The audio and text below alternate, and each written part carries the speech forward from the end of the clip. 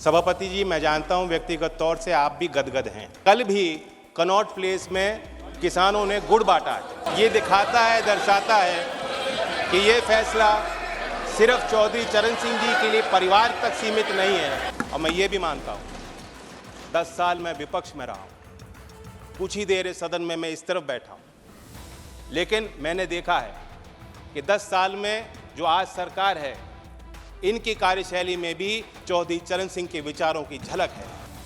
एक जमीनी सरकार जो जमीन की आवाज़ को समझती है और बुलंद करना चाहती है, ऐसी ही सरकार धरती पुत्र चौधरी चरण सिंह जी को भारत रत्न दे सकती है। Mister Jayant Chaudhary, you want to say something? धन्यवाद सभापति जी। मैं आज आपके माध्यम से भारत सरकार द्वारा 9 फरवरी 2024 को लिए गए ऐतिहासिक फैसले के संबंध में अपनी बात रखना चाहूँगा। खास तौर से देश के प्रधानमंत्री आदरणीय नरेंद्र मोदी जी ने चौधरी चरण सिंह जी को भारत रत्न देने का फैसला लिया। जो उन्होंने पहल ली, ये एक बहुत बड़ा फैसला है।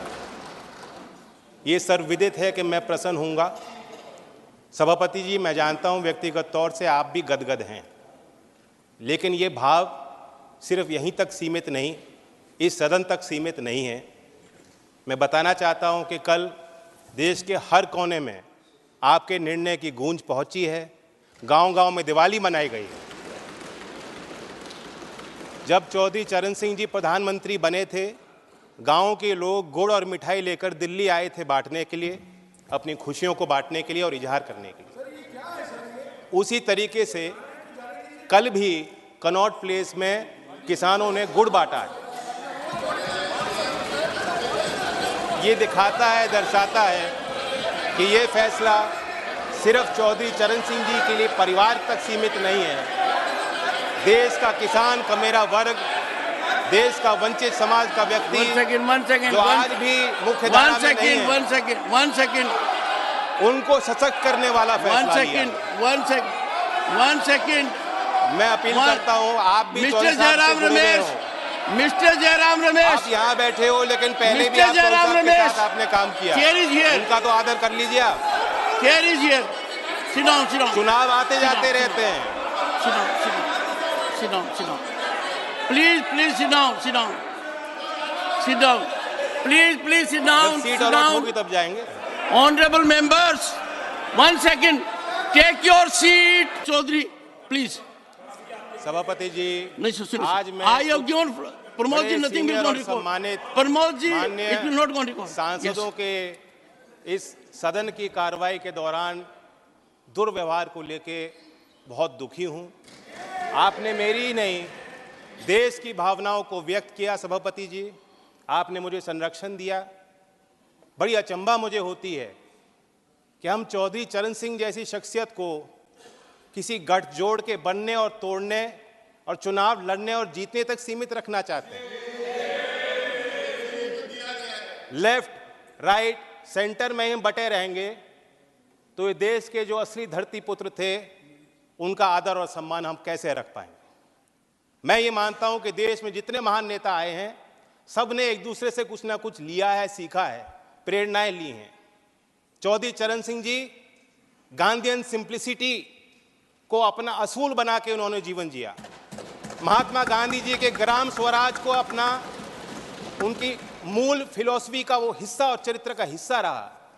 लाल बहादुर शास्त्री की ईमानदारी, नैतिक, उनके चारित्रिक गुणों को उन्होंने अपने अंदर समाया।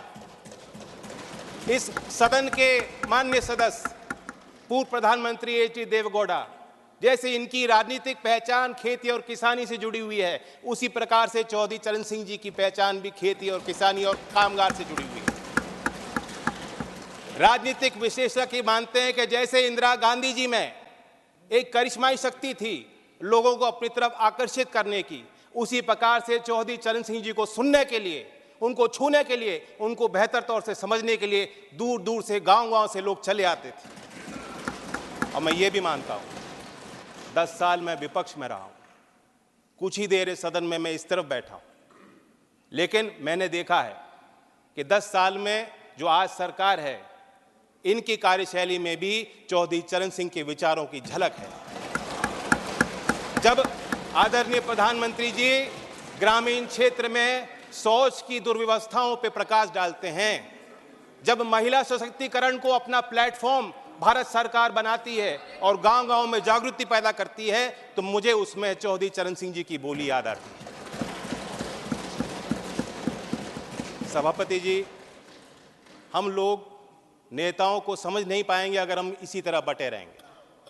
कुछ लोग, उनके अंदर भ्रम है, कुछ लोग ये भी कहते हैं, मानते हैं कि चौधरी चरण सिंह जी जाटों के नेता थे या सिर्फ किसानों की वकालत करते थे। ऐसा नहीं, वो विचारक थे और उनके इंटेलेक्चुअलिज्म पे जो टेरेंस जे बायर्स, जो प्रोफेसर थे oriental college in African studies London school में, यूनिवर्सिटी ऑफ लंदन में, उन्होंने किताब लिखी है चरण सिंह 1902 to 87 एन असेसमेंट। मैं उससे कोट करना चाहूँगा सर।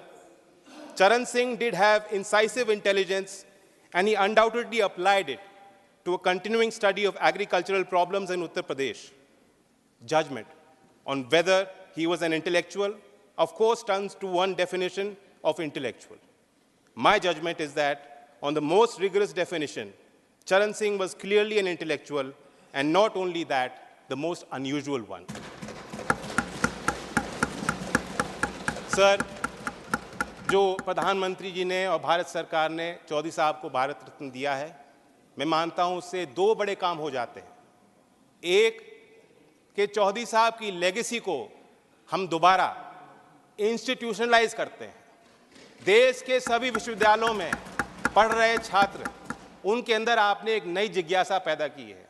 गाँव में पल रहे नौजवानों के अंदर एक नई जिज्ञासा और भावना आपने पैदा की है। देश के अर्थशास्त्री और मुख्यधारा में जो लोग नीति निर्धारक हैं, आपने दोबारा उनको कहा है कि चौधरी चरण सिंह को आप स्टडी कीजिए, अपने स्टडी में शामिल कीजिए, अपने अध्ययन और विचार अनुसंधान में शामिल कीजिए। दूसरा बड़ा काम जो भारत सरकार ने किया, भारत रत्न देकर हौसला बढ़ाया। मैं मानता हूं कि ये एक महज पुरस्कार नहीं है, सबसे बड़ा सम्मान है। और मैं जानता हूं कि आज की जो जीवंत समस्या देश के सामने और चुनौतियां हैं, किसानों की समस्या हैं, भारत रत्न देकर उनका हल नहीं निकलता। लेकिन आने वाले सालों में झोपड़ में पैदा होने वाला व्यक्ति जब वो कहेगा अगर मुझ जैसा चौधरी चरण सिंह बन सकते हैं, भारत रत्न उनको मिल सकता है, तो मैं भी अपनी समस्याओं का समाधान खुद करने में सक्षम हूं। ये बहुत बड़ी जीत हासिल हुई है। मैं तो चाहता था कि, क्योंकि चौधरी साहब मेरे अकेले नहीं हैं, एक पार्टी की नहीं है, मैं अपील करता हूं कि उनके लंबे राजनीतिक और सामाजिक जीवन में जो भी शक्तियां उनके साथ आईं, जो भी नेता आज इस सदन में मौजूद हैं, उनको इस लेगेसी का हिस्सा वो भी हैं, जिम्मेदारी उनकी भी है। कोई वसीयत में कोई संपत्ति वो छोड़ के नहीं गए थे। आदमी तब तक जिंदा रहता है जब तक उनके विचार लोगों के बीच जिंदा रहते हैं। मैं उम्मीद करता हूं कि सभी दल के सम्मानित सदस्य गांव-गांव तक चौधरी चरण सिंह जी के विचारों को ले जाएंगे।